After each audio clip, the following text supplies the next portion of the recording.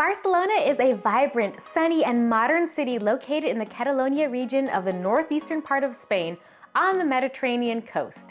There are hundreds, if not thousands, of things to do in this city. So if you only have a few days to explore like I did, then don't leave Barcelona without visiting these places. Hi everybody, I'm Antoinette and welcome back to my channel. At Frolic and Courage, I like to help you plan well, have fun, and travel the world. Grab a pen, paper, notes app on your phone, whatever you need, and let's get straight into it. The first place you don't want to leave Barcelona without visiting is La Sagrada Familia. La Sagrada Familia is located in the Eixample district of Barcelona. It's metro accessible by getting off at the Sagrada Familia stop on lines L2 purple and L5 blue. You should visit the La Sagrada Familia Basilica in Barcelona, Spain, because it is a stunning masterpiece of architecture and a symbol of the city's artistic and cultural heritage. It features the most impressive work by the architectural genius Antoni Gaudí. Get used to his name because he has built many impressive structures in Barcelona. La Sagrada Familia is a Gothic, Art Nouveau, modern masterpiece. Y'all, you're witnessing history in the making and it's still under construction, but it's open to visitors. The prices range between like 20 to 40 euros per person with kids under 12 free. It is open from 10:30 a.m. to 6 p.m. every day, but the times also vary, so check the website before you go.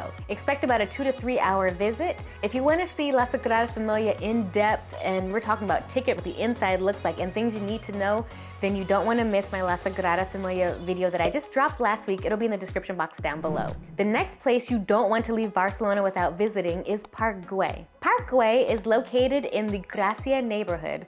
It is accessible via metro stops on the Lesseps station, line L3 green, and it's a short walk from that metro station. But note that it has hills and it's a pretty steep walk, which is a great warm-up for the winding hills and paths that you'll encounter in this park. Parc Güell is another Gaudí masterpiece, and it features these whimsical structures, these colorful mosaics, and it has beautiful views of the city. It is 42 acres, y'all. It's a lot. Gaudí moved to Parc Güell in 1906. So while you're there, also check out the Gaudí House Museum for an intimate look at his living quarters. I mean, Parc Güell, it really feels like you're walking through a park in a Dr. Seuss book. It is that whimsy. Prices are about 10 to 25 euros, with kids 7 to 12, about 7 euros, and any child under 6 is free to visit. Parc Güell is open daily from about 9:30 a.m. to 7:30 p.m. and during the summer months of July to August, about 9 a.m. to 7:30 p.m.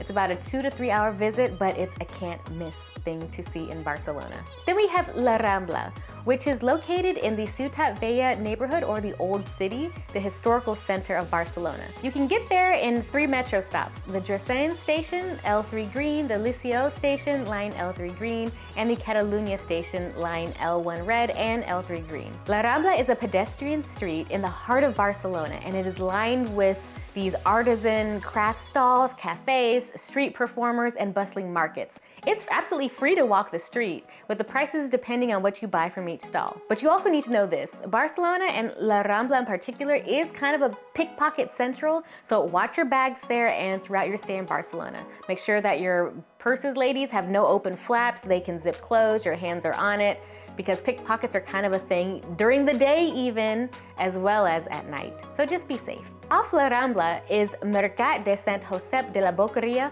also known as Mercado de la Boqueria. Early records indicate that this market has been in existence since the 1200s, y'all. It is a food lover's paradise with over 300 stalls selling high-quality products from raw food all the way to cooked food, with prices ranging between 2 and 20 euros. We visited La Boqueria and I have no regrets, y'all. We went there first with a private chef for a cooking class to pick up fresh seafood, and then the second time we went, because yeah, we wanted to go back, we stuffed our faces full of a lot of great food. You don't want to miss La Boqueria right off La Rambla. The fourth place you don't want to leave Barcelona without visiting is the Gothic Quarter, also known as Barri Gothic. The Gothic Quarter is located in the Ciutadella neighborhood, and there are several metro stops that are the closest. You can get off at the Jaume 1 station, line L4, the yellow line, or the Liceo station, line L3 green.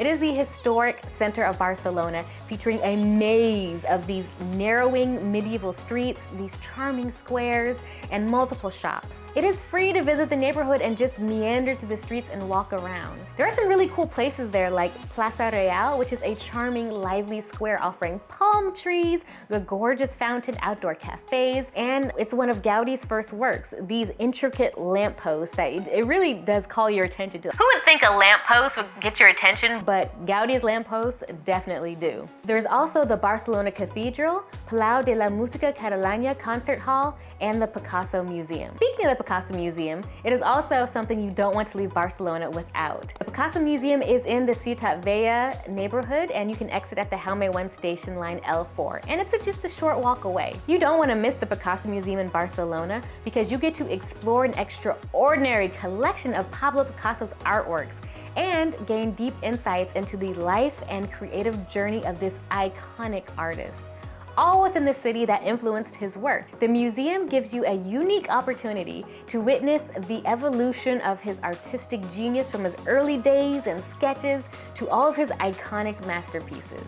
It is a must-visit destination for art enthusiasts and admirers of the world-renowned painter. It's Picasso, y'all. Prices range from 14 to 18 euros, and there is reduced pricing for students ages 18 to 25, senior citizens over the age of 65 with kids under 18, free of charge. The museum is open generally Tuesday through Sunday from 9 a.m. to 8 p.m. It's closed on select holidays, and it is free, y'all. Get this.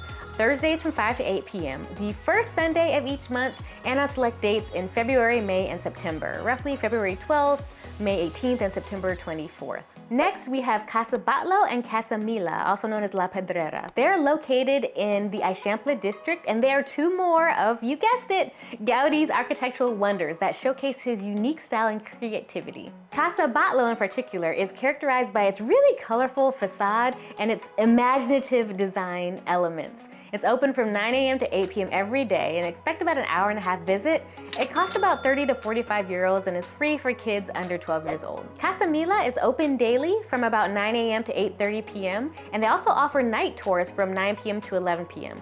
Tickets run you about 25 to 45 euros. And it's near Passeig de Gràcia, which is a grand, large street lined with high-end shops and restaurants and beautiful buildings. And I actually stayed in 3 different hotels in the Eixample district if you want to check out those videos in the description box down below too. Then we have Montjuïc Hill, which is located in the Sans Montjuïc neighborhood.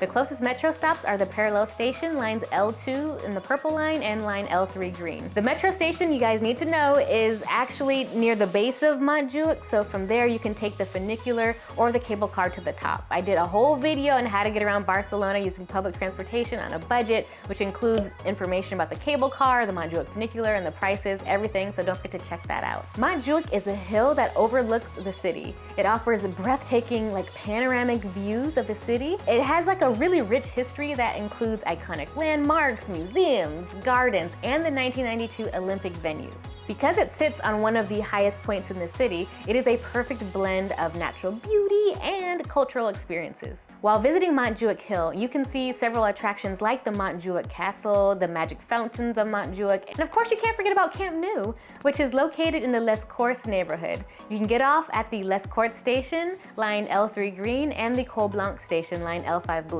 Both are within a walking distance of Camp Nou. So if you are a soccer fan, or as they say, football, then visit the famous stadium of FC Barcelona, one of the most successful soccer clubs in the world. There's a mega store to pick up officially licensed merch, there's training grounds, there's a sports technology innovation hub, and so much more behind the scenes things to do. You can go on an immersive stadium tour for 30 to 90 euros, and if you're lucky enough to actually catch a game, basic tickets start around 50 euros on up to 500 euros for VIP stadium seating.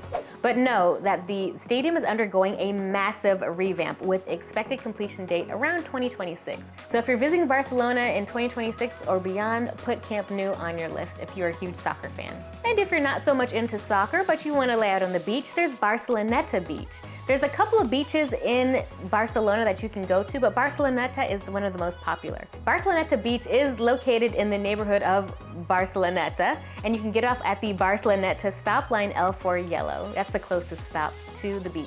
As y'all know, Barcelona is located in the Mediterranean, so soak up the Mediterranean sun, relax on the sands that were imported from Morocco, and you can enjoy refreshing sea breezes, take a stroll on the boardwalk, enjoy your favorite beverage at one of the beachfront bars, or stuff your face with seafood at one of the many amazing restaurants. It is the perfect blend of beach leisure and urban excitement. It's absolutely free to visit, so definitely check it out. But you definitely do not want to leave Barcelona without visiting Parc de la Ciutadella. It is located in the Ciutadella Elborn neighborhood. The closest metro stop is Arc de Triomphe on the line L1 Red Line. Parc de la Ciutadella in Barcelona is a must visit due to its history and beauty. It was originally built as a military fortress in the 18th century and was later transformed into this lush urban oasis. And I kind of think of it like Central Park in New York, but it's in Barcelona. It's just massive green space in the middle of a city. It's no longer a military fortress today, but now you can actually enjoy strolling through the picturesque gardens and the lakes and the iconic monuments, including the Cascada Fountain. The park has a rich heritage and such peaceful ambiance, which makes it a perfect escape from the city.